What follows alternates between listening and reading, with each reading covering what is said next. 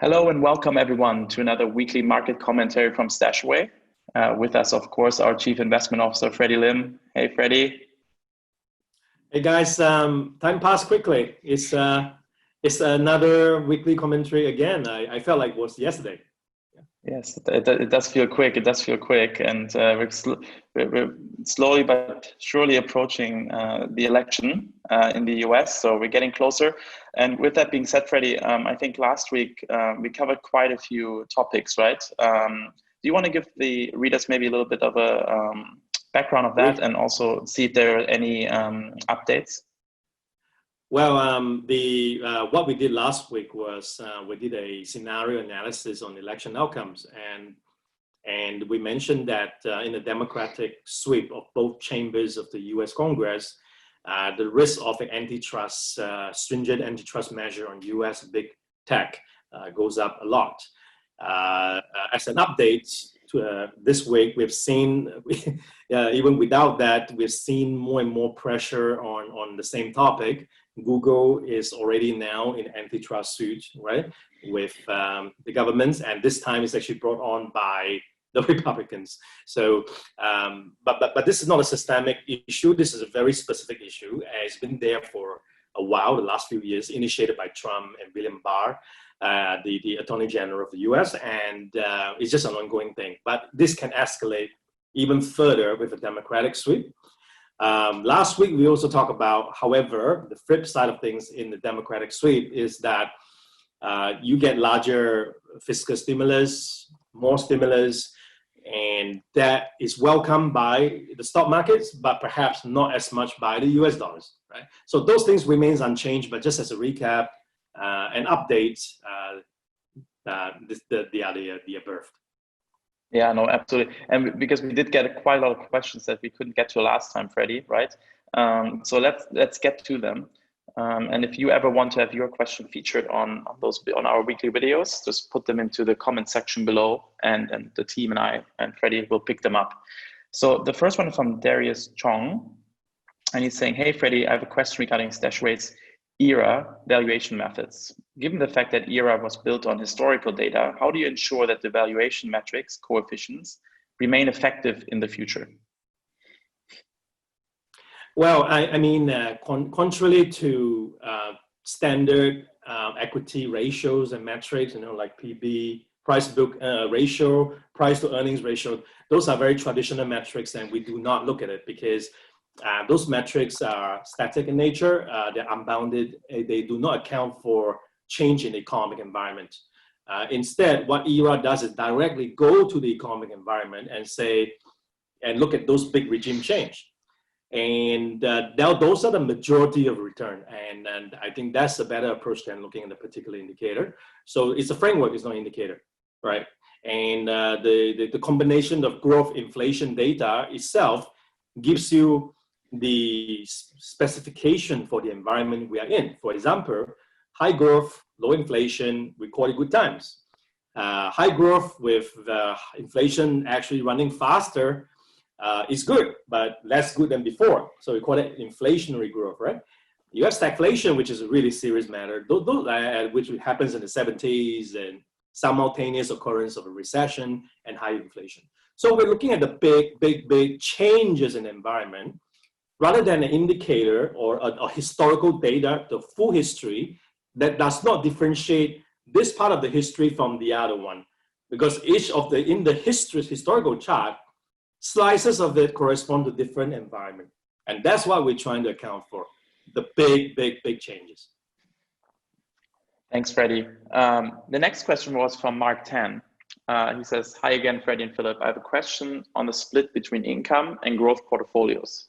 Generally, if I have a sum of money or a steady income stream, what are the principles to allocate between income and growth?"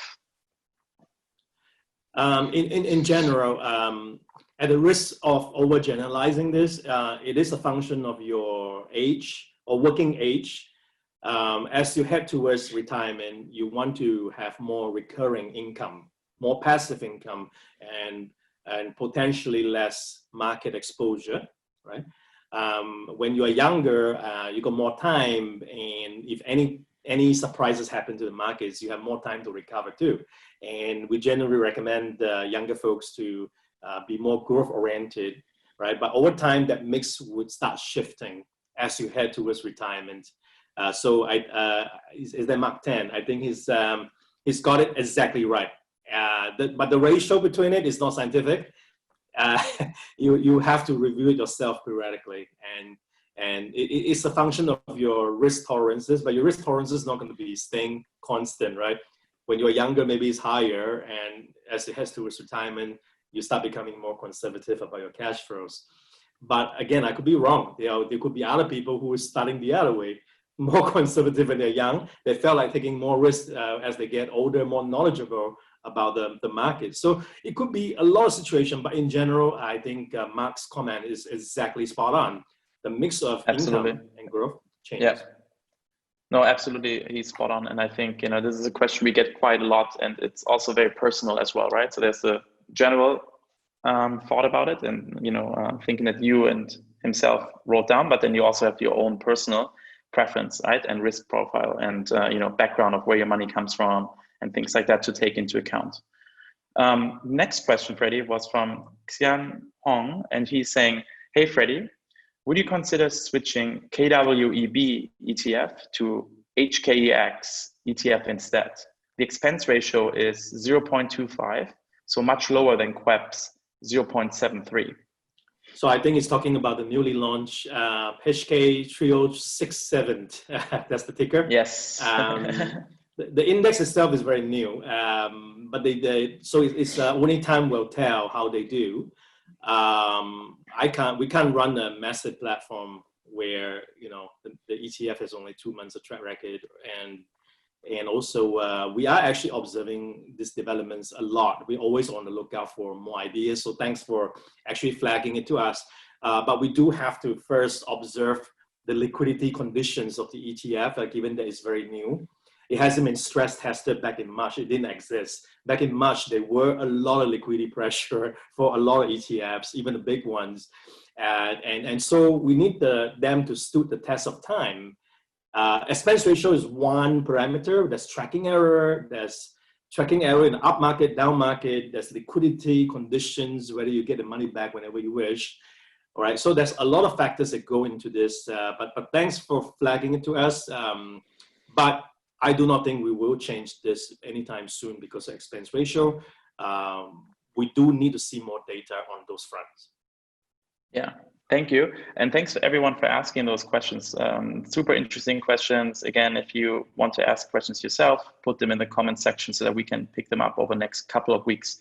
Before we wrap it up, we also have our upcoming webinar, and it's actually a joint one across Singapore and Malaysia.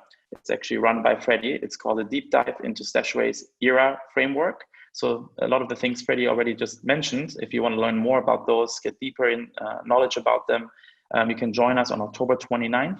That's a Thursday at 7 p.m.